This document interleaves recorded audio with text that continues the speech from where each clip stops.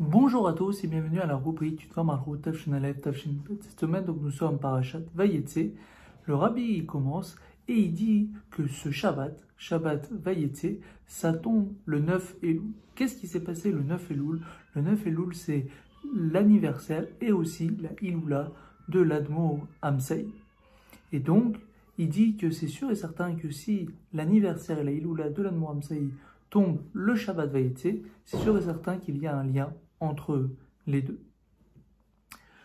Avant de commencer, bien sûr, déjà il regarde qu'est-ce qui se passe dans la parashat Vayetse, mais aussi dans la parashat Vayishlach, parce que ce Shabbat-là, à Mincha, on lit aussi Shabbat Vayishlach. Et qu'est-ce qu'on voit dans la parashat Vayetse et Vayishlach?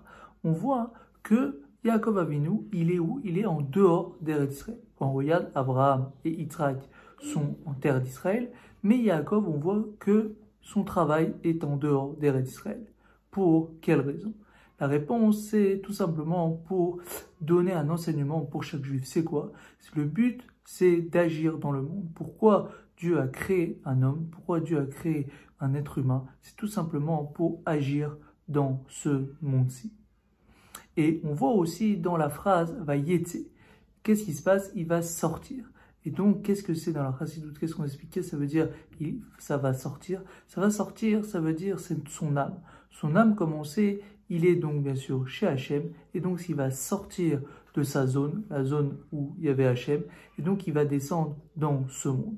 Et qu'est-ce qui se passe dans la suite de l'histoire? C'est qu'il arrive donc à Beersheba, et là, le soleil va se coucher. Qu'est-ce que ça veut dire que le soleil va se coucher? Et donc, comme il va se coucher, il va s'endormir, comme on connaît l'histoire. Qu'est-ce que ça veut dire à Pichatzut? Ça veut dire tout simplement que son âme va avoir une chute, mais une très longue chute, malheureusement. Mais comme on le sait, pourquoi il y a cette chute-là? C'est pour bien sûr se révéler encore plus haut. Donc ça, c'est toute l'histoire de Yaakov en Chassidut. C'est que ça parle de notre âme. Et bien sûr, on continue. C'est quoi l'histoire? C'est l'histoire des pierres. Que des pierres, tout le monde s'est disputé pour avoir la place pour sa tête. Alors avant tout cela, il faut se poser la question, quand on regarde la tête et les pieds, comme c'est dans le même niveau. Mais quand on regarde, non, c'est pas dans le même niveau, parce que comme on sait, la tête, c'est le haut, les pieds, c'est le bas. Donc normalement, c'est pas du même niveau. Mais Yaakov, comme on sait, comme Yaakov Avinu, et c'est tout ça ce qu'il explique, le rabbi explique que comme Yaakov Avinu avait un tel niveau que Dieu s'est dévoilé en lui, comme on sait avec l'histoire de l'échelle, c'était pour montrer que Yaakov Avinu, lui, avait ce niveau-là, que le haut et le bas étaient du même niveau. Donc c'est pour cela qu'il a pu, bien sûr, voir Hachem. Pareil pour le matériel, la spiritualité. Lui, il n'y avait pas de différence. Lui, il avait le niveau du matériel et spirituel. C'est même pour ça qu'il a voulu aller tout de suite chez Esav. Mais malheureusement, comme Esav n'avait pas ce niveau du matériel spirituel du haut vers le bas, alors il ne pouvait pas. Alors bien sûr, le rabbi dit, le jour où il y aura la Géoula, on aura ce niveau. Et ça, bien sûr, aura ce niveau, mais ça veut dire que tous les juifs auront ce niveau. Et donc, il termine et il dit que tout cela, maintenant, a le lien avec l'Admor Amsaï. C'est quoi?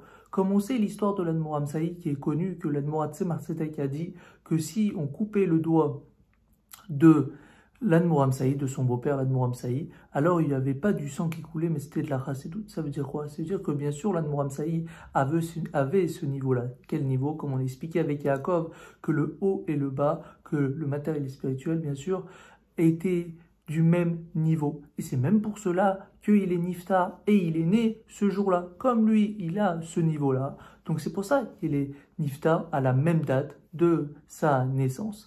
Alors il termine et il dit que tout le monde, bien sûr, peut avoir ce niveau-là. Et il montre que ce niveau-là existe déjà. C'est quoi? C'est par rapport à la Géoula. Il faut savoir que le rabbi termine dans cette sikha de cette semaine. Il dit que tout était prêt. Ça veut dire quoi? Tout est prêt. Il y a la table qui est dressée avec le Léviathan, avec le Shoraba, que tous les tzadikim ils sont autour de la table. Tout le monde mange avec, bien sûr, Mashiach et Dieu, il est là. mais malheureusement pas le voir. Pourquoi? Parce que, encore une fois, on n'a pas ce niveau-là. Alors il dit que concrètement, qu'est-ce qu'il faut faire? Il faut se travailler sur nous, de faire bien sûr Torah et Mitzvot, de continuer dans toutes les actions d'Hachem pour arriver au niveau du matériel et spirituel du même niveau qui permettra de voir tout cela concrètement, la Géoula Amiti Ve'Ashlema. Shabbat Shalom à tous.